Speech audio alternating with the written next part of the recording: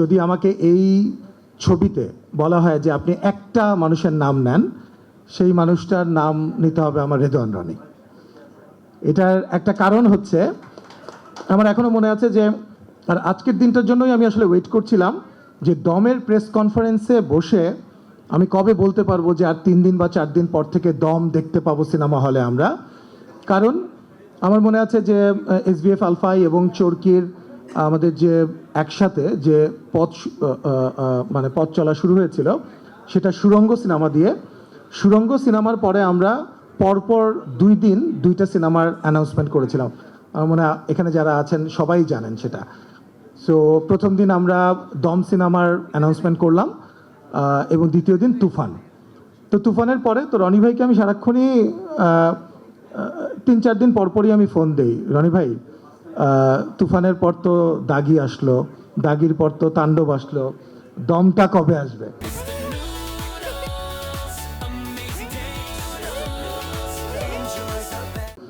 তো দেখলাম যে আসলে খুব প্রেশারও দিতে পারছি না, কারণ এইটা এমন একটা গল্প, এমন একটা কনটেক্সট এবং based on a true story.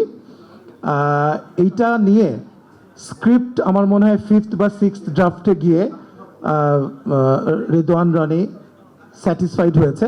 তারপর আসলে আমরা প্রি প্রোডাকশন এবং সেটা পোস্ট প্রোডাকশন নিয়ে এখন রিলিজের পথে আমরা আছি। রনি ভাই যেটা বলছিল, আমার একবার সুযোগ হয়েছিল আমাদের যে রিয়েল ক্যারেক্টার তার সঙ্গে দেখা করার।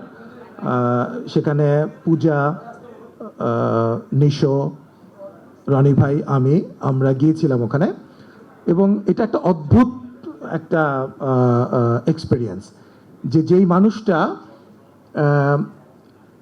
সেই এমন একটা জায়গা থেকে, মৃত্যুর মুখ থেকে ফিরে এসেছিল, এবং সে যখন এগুলো ন্যারেট করছিল এবং সেটাকে আবার ফিকশনাইজ করা, ঠিকঠাক মতো সেটা স্ক্রিপ্টটা তৈরি করে শুটিংয়ে যাওয়া, এটা ছিল সবচেয়ে বড় চ্যালেঞ্জ। তারপর যখন আমরা এটা শুটিংয়ে গেলাম, আমরা দেখলাম যে যে লোকেশন দরকার আমাদের, সেই লোকেশন নিয়ে আমাদের একটা বড় চ্যালেঞ্জ ছিল।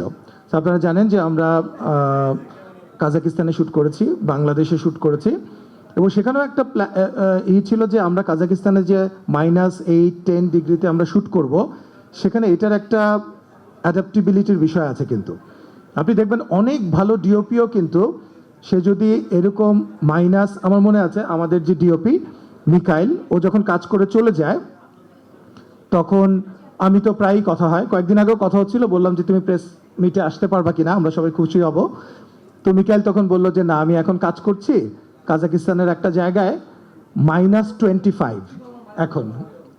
সো এই যে এটাতে অ্যাকোয়েন্টেড হওয়া এবং অ্যাডাপ্টেবিলিটি, সেই জায়গায় পুরো টিম নিয়ে কাজ করা, এবং আমি যদি পূজার কথা বলি, নিশোর কথা বলি, এক একজনের ক্যারেক্টারের জায়গা থেকে যে ডেডিকেশন সবাই দেখিয়েছে, এটা আনবিলিভেবল। এবং অন্যান্য আর্টিস্ট যারা ছিলেন, আমি বলবো আবুল হায়াত আঙ্কেলের কথা, আমাদের চঞ্চল ভাইয়ের কথা, এবং জাহিদ ভাইয়ের কথা, তো অনেকের কথাই, মানে সত্যিকার অর্থে এই গল্পের মূল